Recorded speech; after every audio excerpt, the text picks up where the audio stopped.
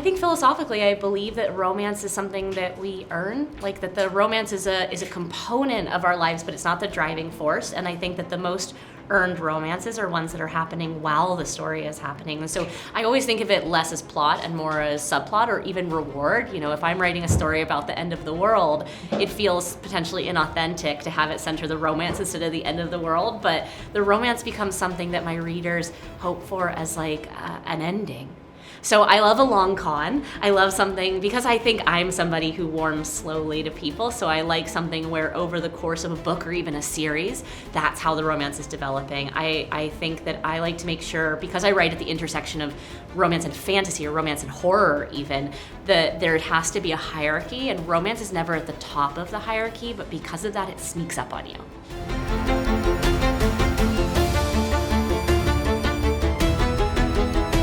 Yeah, it's like what it says on the tin. Yeah, it's I mean, this is weirdly talking about romance, probably the most romantic thing I've ever written, and the most horrifying, because it is about the intersection of those things. It's about the intersection of toxicity and attraction and trauma and need and hunger. You know, yes, it is a book that has vampires in it, but really what it's a book about is moving through the world in a female or femme presenting form and being told how much or how little space you're allowed to take up, being told how much or how little you're allowed to love or want or need. And so it's really a story about hunger and wanting to feel satiated and how far we'll go to feel satisfied. You know, it's interesting. I write for different versions of myself. So when I'm writing my middle grade horror novels, they're for 10-year-old me. And when I'm writing my YA novels, it's for 17-year-old me. And when I'm writing my adult novels, it's for whatever age I am at the time. So I wrote Vicious when I was 25. I wrote Addie LaRue when I was 30. And I wrote Bury Our Bones when I was 36. And I'm fundamentally a different person at those ages. So in some ways, it's the most adult because I'm the most adult I've ever been. It's the most mature because I'm the most mature I've ever been. But my needs and my wants change over time, and not in a vertical direction, but in kind of a roots growing outward. And so this book simply reflects where I'm at right now and what I want and feel. And there's a lot of anger as well. And I think as much as Addie was a book about hope, this is her feral older sister. I love that. I love the angst, because you get so much angst in YA, but you don't see it in adult. Yes. And your we feel stories angsty have too. Angst. Yes.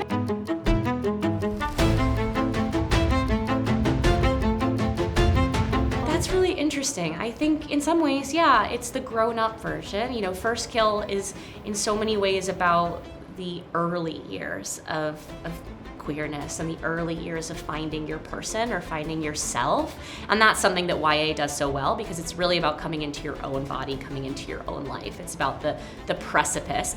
And there is a character in Bury Our Bones who is at that same precipice, who is 18 and is at the very beginning of her life and just starting. But this is also really a book about time in a way that First Kill wasn't. First Kill was about the now. These two girls in the now. And Bury Our Bones is about these three women over 500 years. And it's really about the way that queerness has changed and the way that our role as women in society has changed and space has changed over those times.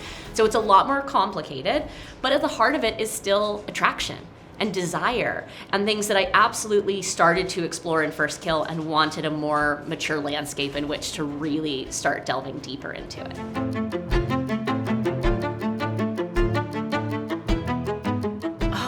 I mean, here's the thing, I'm gonna bring it back to vampires, because in a lot of ways, Bury Our Bones is in direct conversation with Interview with the Vampire and the dynamic that we're seeing on screen. I grew up with the film, Interview with the Vampire, and I thought it was gorgeous and sexy, but a lot of that queer subtext was kept subtext. It was never canonized. And what they've done, what AMC has done with Interview with the Vampire, the TV show, is an extraordinary feat. Not only have they brought the queer content into the text, but they have also explored complexity. They've explored domestic violence and trauma in ways that I think are so important. For so long, we were only allowed to have queer stories if they were idyllic queer stories, because the idea of having a queer villain meant you were equating queerness and villainy. And the fact that we can finally have something so beautifully constructed and acted and created that allows us to have that level of complexity gives me so much hope. And in a lot of ways, Bury Our Bones is the lesbian answer. It's a call and response with Interview with the Vampire.